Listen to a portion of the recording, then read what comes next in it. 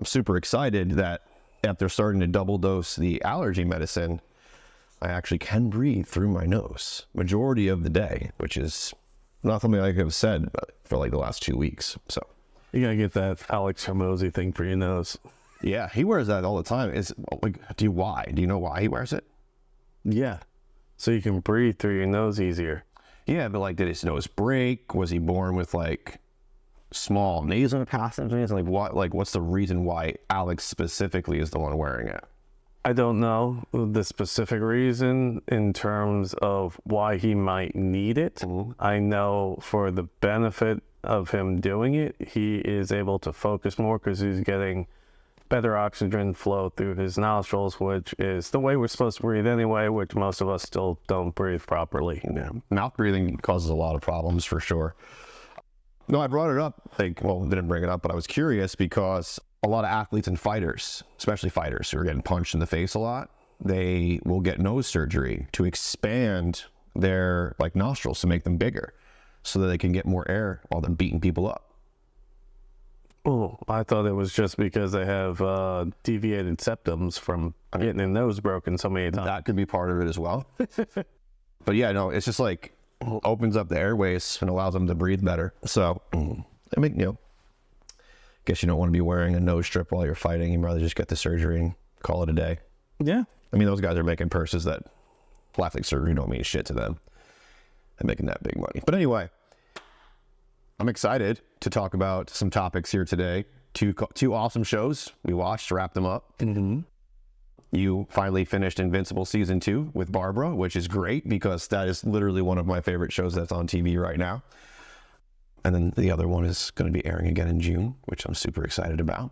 And then we watched, well, I guess it was a manga first, right? It was a comic, and then they turned it into an anime, and then Netflix took it into a live action, which they seem to be doing pretty often these days with a lot of what they're doing. Yeah. What Parasite the Gray? Parasite, yeah, with a Y. Yeah, that tripped me up at first.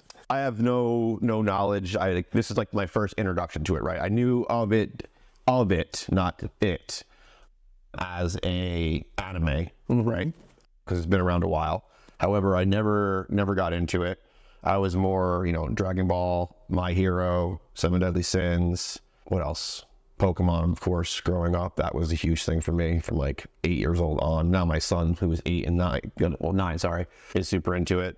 My 4-year-old's super into it. I'm trying to think of what other animes. That was Gundam, of course. Gundam was like, my cousin turned me on to Gundam. That's a phenomenal one. You were just telling me about Gundam remake coming up soon. Yeah, it's going to be built specifically for AR. That's like, I guess that's like the goggles you put on, right? Not AR, not augmented reality, but virtual reality. That's what I was saying. You mean like the goggles that you can put on Yeah. and immerse yourself. Okay. But those are two different things because augmented reality, you still see the regular world, but you have overlays that's connected from the virtual world. Oh, it's like having a heads-up display, like you're playing a video. Yeah, Yeah. like a HUD, or there will be other NPCs walking around in the real world as you are currently walking with your headset on. So the vision... Just thinking of like a mass multiplayer like spawn spot where there's just like people just standing around and they're not actually there. Like you're just like the only person in a crowded room.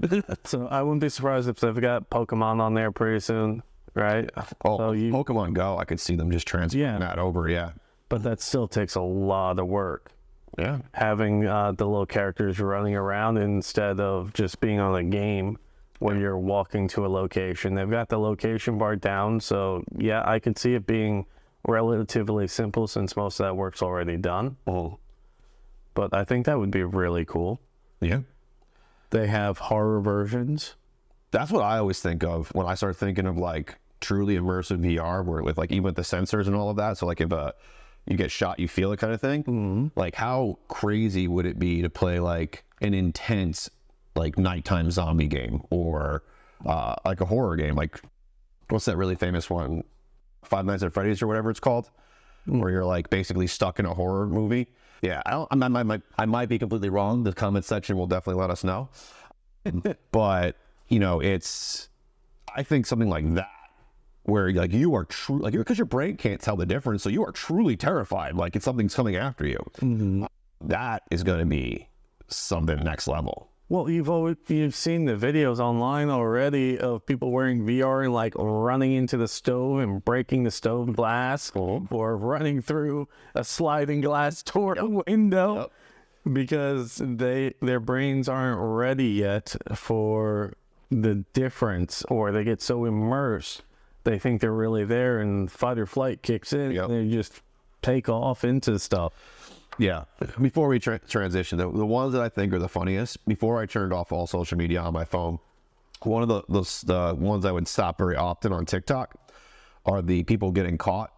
Like they're playing VR, so they don't know anyone's around them. And they're like doing inappropriate things by like playing like a GTA 5 or something where there's like a naked girl in front of them. You can just see them very clearly like touching breasts. But they're in VR, and so they don't know anyone else can see them. And they're like, hey, what are you doing? And they're like, oh, shit. They jump around. Pretty sure they're watching porn that way. See, I didn't know that. I didn't know you could watch porn that way. Yeah.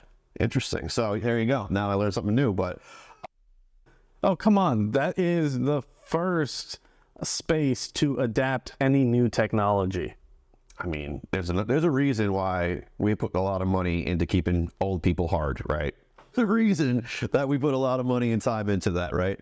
It's one of our driving forces as a organism on this planet. Is like we just want to welcome demonetization before we got monetized. Yeah, good thing we're not monetized, right? Yeah. I mean, here's the thing too that I've run into often with you and I, and the multiple businesses and ventures that we do.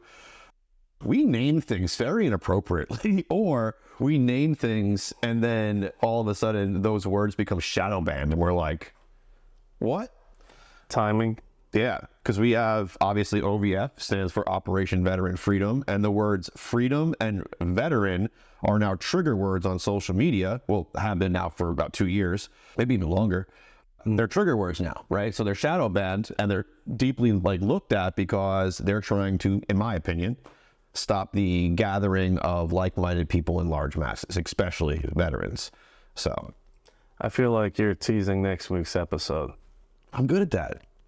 I dropped the seed. Real quick, too, before we transition, I just want to take a second and say, on our last video for Godzilla, there were multiple errors that I made during conversation. And when we dropped the full episode, there was a lot more context to what we said. And I still own the fact that I said some things absolutely wrong.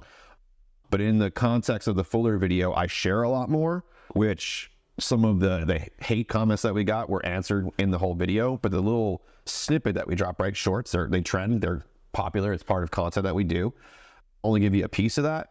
And the one piece of it that we dropped was a snippet of me talking about old school Godzilla, back when, Toho days, and completely butchered some things, especially even the name. I called it Shoho instead of Toho. And so just want to say, like, completely own the fact that I was wrong, and I appreciate the comments keeping it real and laying down some facts. So now that ever in the future I want to talk about it, I know what to talk about. In the future, though, I will definitely stick to things that are more current and in the brain than things that maybe I have not necessarily watched in a decade. So sounds good. It can't please everyone. Yeah, but I also want to, like, if I, as a person, make a mistake or say something wrong, I am completely okay with saying, hey, guys, I made a mistake. I did not say the correct fact. I gave misinformation, and I don't want to be a part of that mill. I apologize for doing that, and I hope that in the future I can be better at it, right? So that's my hope. That's all. All right, fair enough. Which one are we diving into first? I think we should start with Parasyte, because I think, personally, for me, I've got a lot more to talk about when it comes to Invincible, so. A few months ago, the parasites came, in a kind of larval state, appearing all over the world at large with no explanation. They take total control over the host's brain.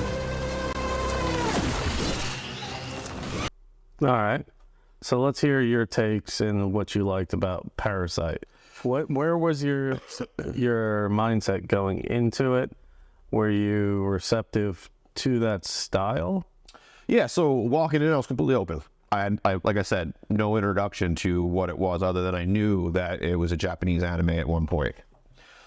And so walking in, I was just open-minded to the fact that there was going to be some cool parasite thing going on. Maybe aliens. I didn't know where the origin story was or anything like that, which is still a little vague on. And they were created and they fell from the sky, but you don't really know where they're from or who created them.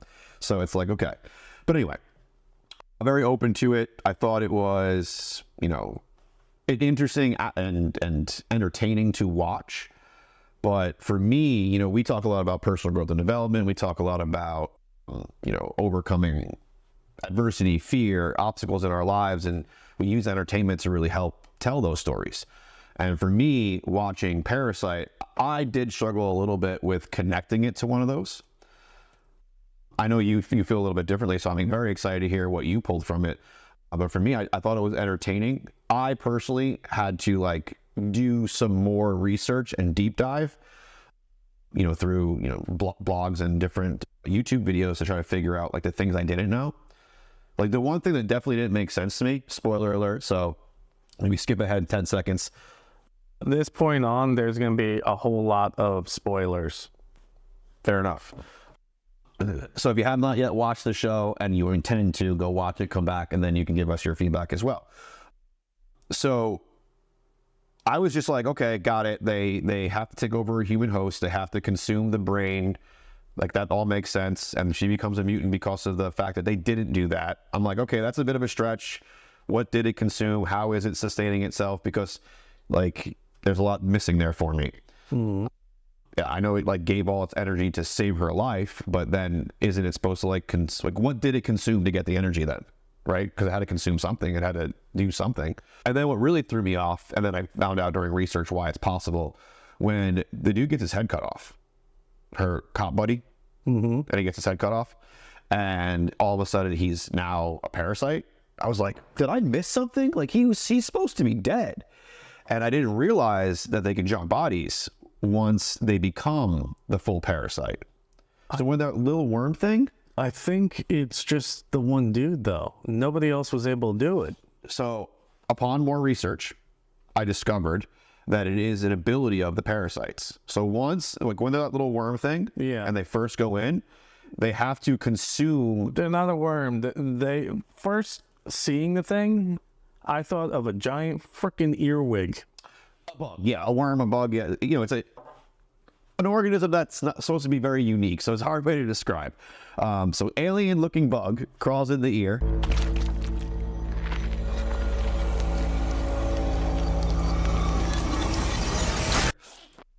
My sniffles are coming back. And so it consumes the brain. And once it consumes the brain, it becomes the full parasite form, which is with the eyes and the blades and all the things it can do. And it basically lives inside their head, right? Mm-hmm. And so when he decapitates somebody, because he's already the full parasite form, he can attach himself, or they can attach themselves to that host body, and then basically integrate back in and then reform as if that it's that person. Mm-hmm. But I was like, he didn't consume his brain. How did he do that at first, right? Because I didn't know anything yet. I'm like, he has to consume the brain in order to take over the host body. That doesn't make any sense. But that's why he removes the brain completely, because he doesn't need it anymore. Mm-hmm. But based on research, again, it's truly just Googling things and YouTubing things. So if I'm incorrect, let me know in the comments. But apparently any parasite can do that. I didn't see any of the other ones do it in the show. I've never read the manga or didn't even know that there was manga until later on. Yeah. And I also realized that it's the same writer-director dude that did Train to Busan, which is absolutely phenomenal. Yeah, you keep telling me about it. I have to watch it. Yeah, you did. You are gonna get real choked up at one particular scene. I bet. And I'll bet you I don't even need to tell you the scene. You're gonna absolutely come back to me. Yep, you're right. Well, that when I watched All of Us Are Dead. You're like, nope, you got to watch it. Just check it out. It's going to be different. You're going to like it. I'm like, all right. 3 episodes in, came back. I'm like, yep, you're right. I like it. But you were talking about him jumping to the other cop's head. Yeah. So when that happened, he started mentioning the fact that he needs to get used to working that body because he had to adapt to the way that body was able to move. Yeah. Because of its current limitations. who knows if it was based on injuries or anything like that, or just build or size difference. Or He was significantly older than the first host he was. yes, Yeah. but I thought it was one of the hero's journey that I enjoyed most Okay. was that woman, the cashier at the grocery store, the hero of the whole thing. She came from a world of trauma. Suine, I think her name was. She's the one that attaches to Heidi, right? You're talking about, yeah. I thought it was interesting that they used a very westernized name to be a parasite. And that's the only one that was really named. It's true. It's like the only westernized, Americanized name. So I found that fascinating. I wonder if that was just a little cultural nod to the West. Yeah. Let us, any of our fans out there, any of the people who watch the show, if you guys are fans of the comic or the manga or the anime, let us know. Is it also Heidi in that? I'm interested to know. Yeah, I'm not sure. But we will find out from y'all. Yeah. So her whole relationship with the police officer stems from her childhood. Right, yeah. When she called the cops on her father for abusing the crap out of her. So she was this very traumatized and broken woman at the beginning. Yeah. She got really upset towards the beginning from that guy that was just a complete dick to her and decided to go homicidal in the beginning and chase her down after work like a creep.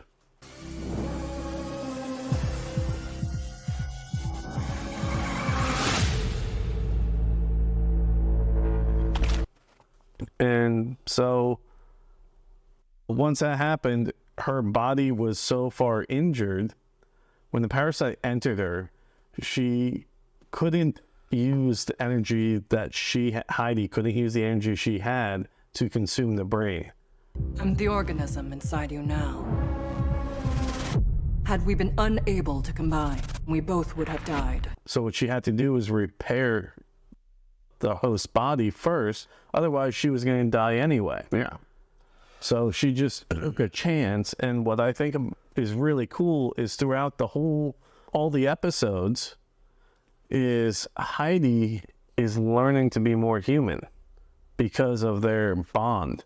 And the show together reminded me of the strain combined with a female venom. Yeah. I can see that. I think that's, Movie version, not comic version. right. Yeah. The connection with the so the parasite is different than any other parasite because it's a mutant, the way it connected. So it instead of controlling the human host, it relies on the human host. So what are you? Have you fused with the human? So that's like the difference there, right? Is like you get to actually see Heidi needs Suine as much as Suine needs Heidi. Which means no longer a parasite, but more of a symbiote. Right. Which is the Venom side of things. Yes. Which I think, obviously I'm a huge fan of Venom. He's a great character. He's a good anti-hero. But, I think also with that character, she even says it in the car with the one, ex-gangster guy that becomes her, like, ride or die there for a while. She's just like, I'm doing this so I stay alive. Yes.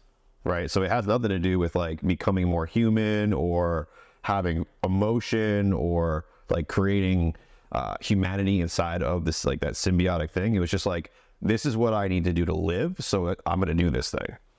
Yeah, but with it being necessary for survival, I think the addition is she is also discovering that it's okay to be that way. She's adapting and becoming more than what she could have originally been just by staying as a parasite. In the end, we have no option except to live as one. Yeah. So she evolved. Yeah. That was one thing you just triggered it for me when you said it, that I was like really curious about the whole time I was watching. I was like, if they're so scared of what's possible when a parasite becomes a symbiote rather than a host or a controller, why don't they all just become mutants? You would literally have a super powered organism. Mm-hmm. So I was just really curious, like, why are you like, they know about it, they know it exists, they called it out right away, they wanted to destroy it because it's always a threat. But if I was the parasite and I was looking at it, I'd be like, that's the strongest form I can take. I'm taking that form. And then I can literally hide most of the time. And when I need to come out, I'm here. Well, that's based on culture as well. Their alien culture that's impure. That's not their true nature. Yeah, but I guess you're right. Yeah, because they are very much almost like a religious element with that stuff. Yeah. They got super weird with all that stuff, for sure. Yeah. Okay. So that kind of makes sense to me. I'm glad we're talking it out because that's another thing I couldn't make. Like, I was just like, wait a second. Can drop like 10 of you other guys in a single fight. Why wouldn't you want to be that? However, if you remember from the show, she could only take full control for a certain period of time. Then she had to like go shut down and complete. Whereas the parasite didn't have that vulnerability. That's true. So with the additional power that she got, she had a whole lot of vulnerabilities to go with it. Yeah. Well, I think too that on the other side of that, where I'm coming from right now, is they immediately had the ability to identify and scan for these parasites, right? They immediately had that, which is good. I'll jump the fact that probably that technology was already being built somewhere. But so parasites use that cop. The cop's inside. He knows this exists, and he also knows that the only scan that exists right now scans for complete parasite hosts, but cannot detect mutants. And if the whole goal of the dude who is trying to take over the mayor is to find a way to be at the very top of the human system and control it as if he was, again, when you want to be a mutant, you'd be undetectable. I don't think that was his goal until he took over his host. He didn't know enough about us. They discussed with the one cop, what's that called? Like, you remember when in Nazi Germany, when they would have collaborators, that's what I was thinking. The collaborator police officer. Yeah. He was collaborating with them, helping them out. They were learning about people, but they can't learn about people until they take over the host. Yeah. Otherwise, they're just this bug that floated down in like a virus-looking sack. Yeah. It looked like the coronavirus sack. It did, yeah. As it's floating down. But he had to become into his form already.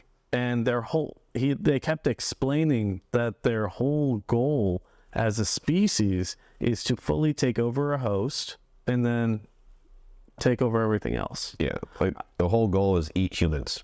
Yes. We became a food source for them. Now, what we saw was we only saw the stuff in South Korea in, one province? Yeah, it was a very small portion of the world that we got into what's happening. But they showed it everywhere else also. Well, the guy at the end is from Tokyo. He's Japanese, he's not Korean. And apparently, based on some more research, he's like one of the main characters from the original, I don't know. I can follow him. Manga? He's like manga, yeah. He's like the Heidi version, like that character. He's that, but the like his host is fucking his hand at his face. So he has basically a parasite who has complete control and lives in his right hand, where Heidi lives in like the right side of the face. Don't look at me right now. That's not the true definition of the stranger, right? It's like, hey, bud. That's terrible. Oh, yeah, who lived there? But I hear what you're saying. So there was a bit of character arc going on there. What do you think ultimately, though, were some of like the positive character attributes that she gained from like literally wanting to die in the store in the beginning of episode 1, like thinking her existence means nothing, to like becoming the hero of the tale? Like what are some of those characteristics that you saw? So she gained purpose. She got a a mission that allowed her to keep pushing forward no matter how bad it was, where she developed this never give up, I have to do this kind of attitude. I won't run no matter how this goes. Yeah. Right? There is no choice in this. She became extremely confident when she would normally back down in any situation. First sign of confrontation, she shut down. But she didn't do that. Even when Heidi wasn't able to take control, she still pushed herself out there. I'm not sure if it was because she knew Heidi was in there or because she created such a bond with that other character living inside her that she wanted to protect Heidi as well. Yeah. No, I got, like, by the end of the, so it's only 6 episodes, and it's a pretty short season. But by the end of it, I kind of gathered that they were a true symbiotic pair, right? Like, they cared for each other. Mm-hmm. Like, they were looking out for each other. Not just, like, I'm in the same line, so I'll deal with you. Like, they were, like, actually getting a bond. So, yeah, I get that. What do you think of the gangster dude who was, like, a secret badass? Again, he had a very similar story with just struggling just to survive. So his story arc was more in line with Heidi's. He was just doing these good things because he wanted to survive and help his sister. You are convincing as an Earthling. Yeah. That was it. He had nothing about, well, he did have a whole lot of self-preservation because he would run chicken out and stuff like that, but he grew a spine. He grew morals to go along with it. Well, that cop called him out. Yes, that cop had a huge character developing identity for both him and Soon. Suine? Suine? I think that's how you say it, yeah, Suine. I apologize. For sure. I'm not the best with names, but he had the biggest support in helping those two characters develop. I agree, yeah. And Heidi did as well with him. Yeah, he was funny the first time he met Heidi because he was like, and then he was like, I'm cool with it. Yeah. Instantly. I was like, oh shit, dude, you've seen some shit. But if you look at where he started as this slimy, untrustable, even by his own gang. Yeah, that's how you meet him. He's getting sold out by his own people. Yeah. Yeah. They didn't trust him to becoming this, spoiler alert again, this highly, almost, well, I guess he'd be highly decorated at that point, right? Because of everything he did. He just became part of the Gray unit. I mean, by the very end, yeah, he Yeah. became an actual, like, piece of it rather than just working on his own, yeah. Wearing those fancy shoes. I also enjoyed that police officer that lost her husband. She was a little psycho. Then we launch our attack. At sunrise, full cleanup operation. She was psycho, but if your spouse had turned into and was taken over by a parasite, Yeah. I'm pretty sure you'd be hell-bent on revenge also and be slightly blinded by that hate for a while. I could see that being a possibility. Yeah. I think most people would either shut down and hide from it, become reclusive, or they'd fill their cup with hate Yeah. and just attack the problem head on and sometimes blindly. Yeah. She grew as well. All right. All right. Sum it up. I would totally watch that all over again and would highly recommend you watching it if sci-fi is your jam. It was good. I'm excited to see if they renew it and where they'll end up going with it. Because obviously, like you mentioned, earlier, we just saw a very small portion of the world, and that's not the only place the parasites landed. So there's other things going on. And if you haven't watched Train to Busan, check that out too. Yeah. So Look at you with that one. I will. I'll watch it. You know me. I got 3 kids and a lot of shit going on, so I'll fit it in when I can. Oh, Dune is going to start streaming in 3 days. Dune? Dune 2. It'll be available on streaming sites. I've already saw it. I know, but I haven't. Oh, I forgot you still haven't. Yeah, we were gonna go, and then we had a race, and then we had we had Aaron's race, then Aaron's camping trip, and then we had Godzilla. So we just didn't go.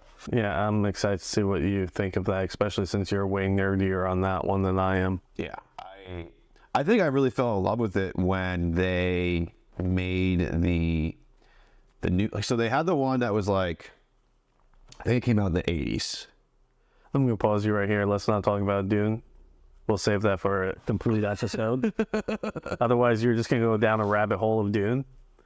I would do. Let's bring it back to Invincible. Yeah. Invincible Season 2. Finally wrapped. We all remember that day. For some, the pain will never fade. You got to dive deeper into a lot of more, Mark obviously is the main character, Mark Grayson, Invincible himself.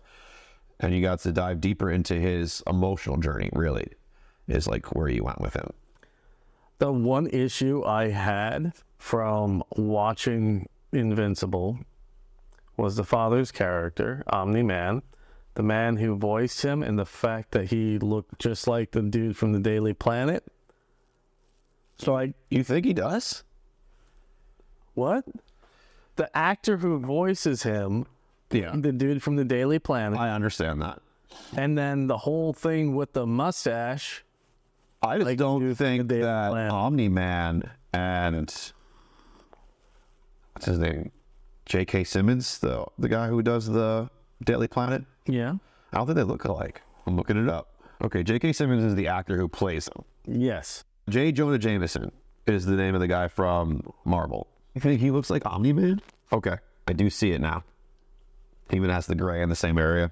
Yep.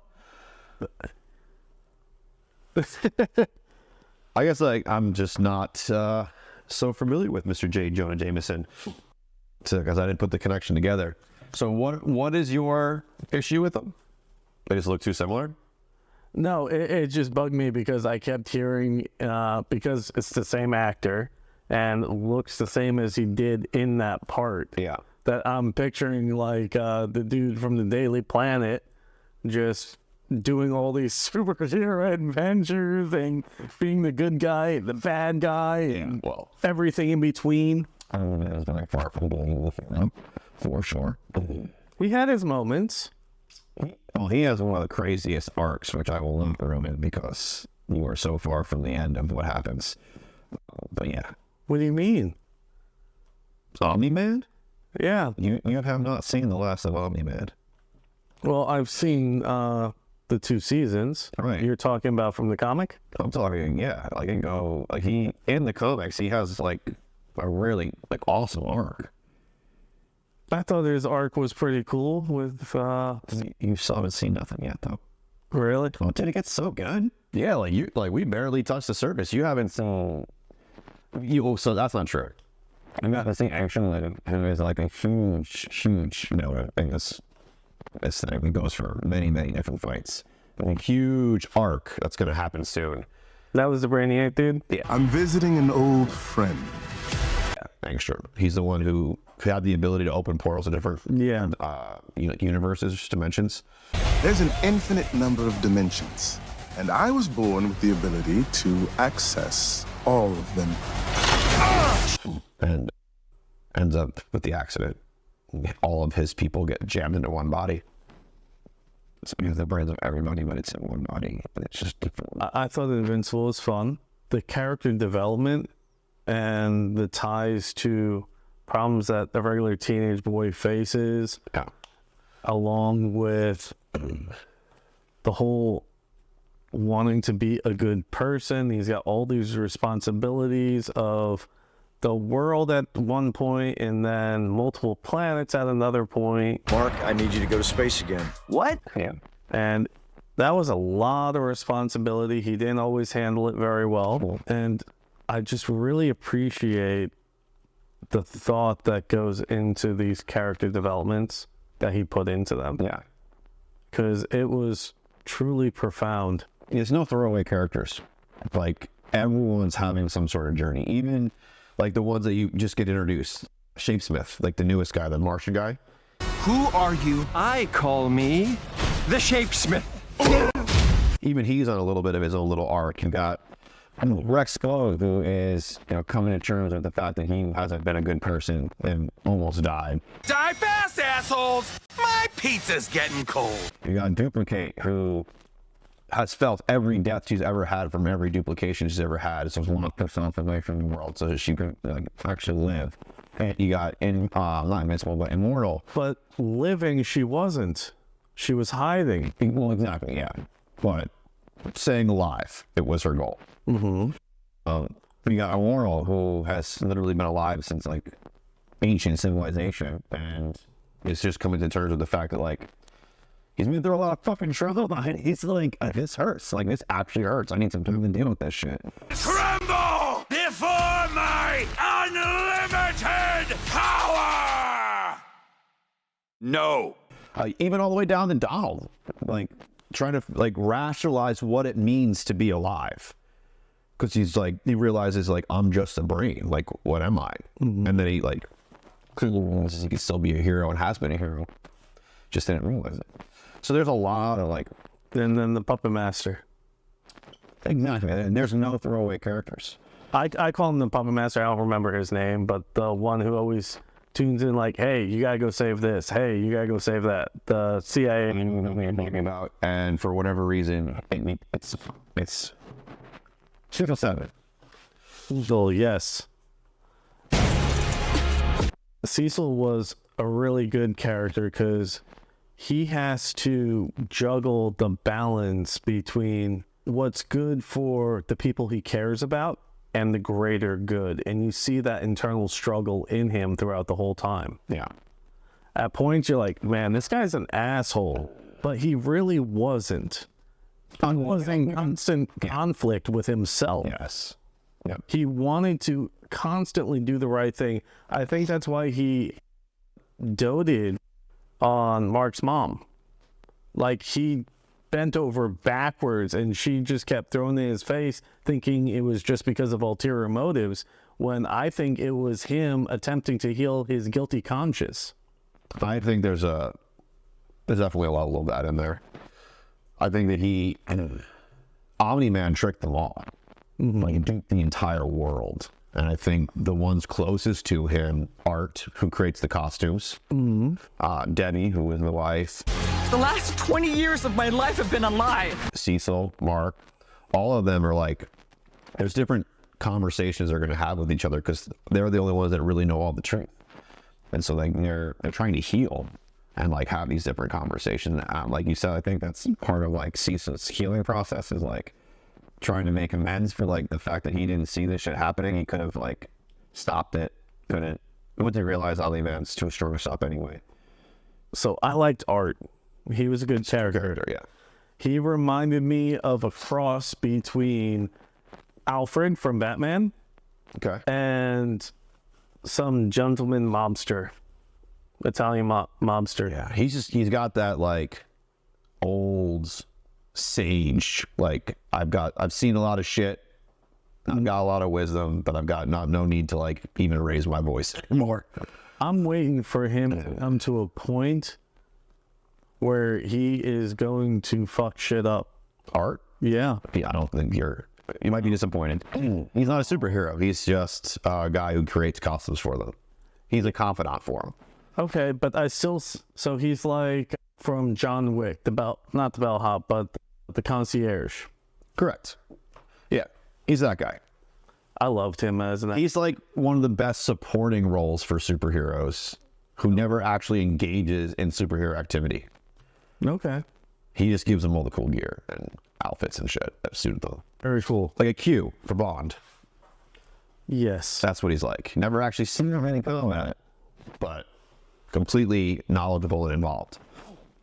And extremely badass in their own right. I have a feeling that like if we ever like deviate from the actual storyline of the comics and see Art in a combat situation, I think you'd probably really impress him with that. I can see, yeah. I also feel that from him. Okay, that's where I was going with that, where either he's going to end up sacrificing himself for somebody in some heroic way or something like that. That's what I saw. I mean, Invincible, the comic itself, it's got a lot of that. It's got a lot of characters who are willing to throw it all away to save someone else. So, not uncommon. So, what was your biggest, like, sitting there watching the season, what was your biggest, like, oh shit moment? Like, oh my God, did that just happen? Like, what was that for you? Again, I mentioned that watching both seasons, they kind of blend together for me. Yeah. So, I was not expecting Omni-Man to be this gigantic douche. Like, I knew he was kind of a dick. Yeah. But I didn't expect him to go full-on villain. Honestly, I'm surprised that you see the struggle on Cecil, but you don't see it in Omni-Man. I did later. Oh, okay. I did later. It wasn't until later that I saw him in deep conflict. Like when he was beating the crap out of his own son. That's the end of season 1. Yeah, that's all that is. He pulled away. He had to separate him from the situation. Like, well, Mark, he's beating the fuck out of him, right? And he's just like, what are you going to have in 500 years when everything you love is dead? And he's like, I'll have you, Dad. And then that line is what breaks Omni-Man. Like, that very sentence is what, like, makes him stop punching and fly away. And then, fast forward to the end of season 2, Mark has a brother. Yeah. Well, that's that you get introduced to Oliver, who he's not called Oliver when you first meet him, at the mid-season break. Just like halfway through the season, they took a break, and then they started the second half of the season. Like that's the cliffhanger they leave you on. I didn't see it. Mark, I was.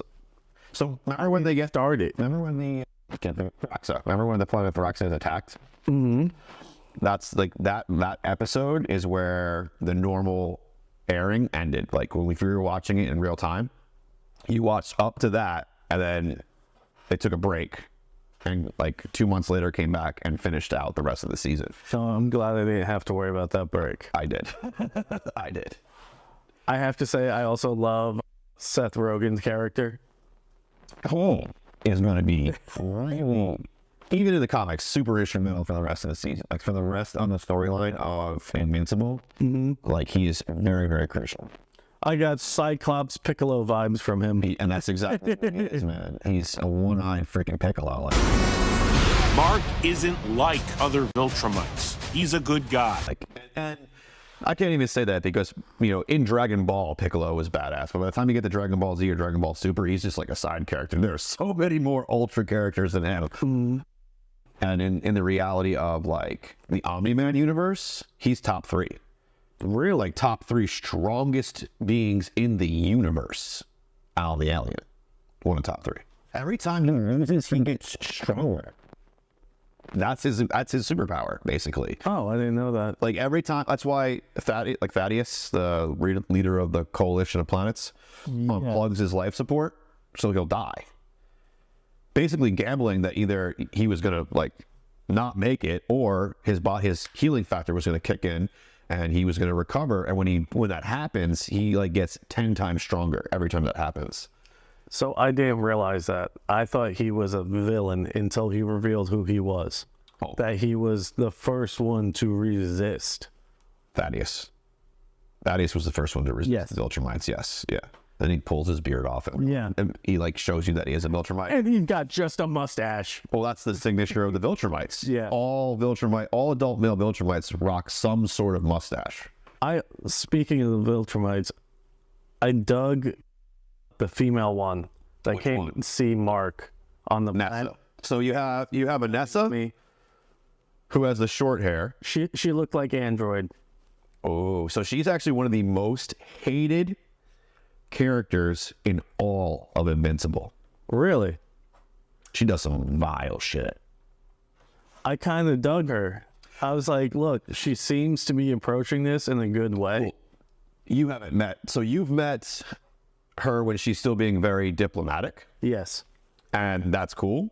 But she goes back to the boss. I won't tell you who that is yet because he's a fucking dope character too. And basically is like given orders to go do something different. and then immediately goes back to Mark to do that thing. And then from that point on, like, she is probably one of the most vile characters in all of, and people start hating her as one of the most vile characters in all of the comic. Okay. Yeah. Fair enough. But I can see why, because she is the first Viltrumite that you've met inside of the Prime series who's actually like rational. Yes. Who will talk to you instead of just try to kill you. I think that's why I dug her. Yeah, I get that. But she turns a little bit. So when the Viltrumites come to the planet and Omni-Man's like gets kind of really screwed up from the dude that he threw the stalagmite through. Yeah, it shows back up. Yeah, and he comes back up and just decimates him. Snaps his back in half. Yes. Which takes quite a bit of while, even for a Viltrumite, a while to heal from that. So that dude was an extremely fucked up character in my mind. I'm trying. I don't want to misspeak. In the comments to let me know. I'm pretty sure he's an original character for the Prime show. I don't think he's part of the actual Thraxa invasion that happens in the comics. He was a complete douche. There was no reasoning with him, and I'm getting the feeling that most of the Viltrumites are like that. There is no reason. Yeah. They are, it would be, in their mind, it's like a human trying to have a conversation with an ant, right? Like, there's no point to them to do that. So Omni-Man is the second to kind of resist the Viltrumites then? That we know of. That we know of, yes. He's, so in all of Viltrum, like the storyline of them is ever since they purged their people, right? They had the big thing where they all killed each other. Only the strongest remained. And then after that, it was basically like sacrilege to kill one. Like they didn't kill each other anymore. It was like taboo. They don't do that. And so that's why Thaddeus says, you know, Mark would be the first Viltrumite that they've heard of since the incursion where a Viltrumite fought a Viltrumite, because he hears about how Omni-Man fought Invincible. And he was like, well, that's not supposed to happen. That hasn't happened literally since we stopped killing each other and realized we were the strong, like, to make ourselves the strongest, not country, but it's race out there. The Viltrumites are just the Cobra Kai. I'd like to know where, so the same guy who wrote Walking Dead wrote Invincible. Like, same guy. His name is slipping my mind right now. Robert Kirkman. Okay. He also got in a lot of trouble for being like a thief. Not a thief. He's not the one who stole. No, he's the one, he got in trouble because one of the guys who created a comic with him, he like basically like bought him out or did some shady thing where he got like rid of him, and he doesn't get any rights or anything right now. I'm probably butchering that too, but like he's under some sort of, or was in the limelight for some negative shit here last couple of years. Okay. But wrote Walking Dead, wrote Invincible, has wrote some like really amazing things that have become, you know, staples in our entertainment. Very cool. All right. I wanted to just, how it ends, right? How the season ends.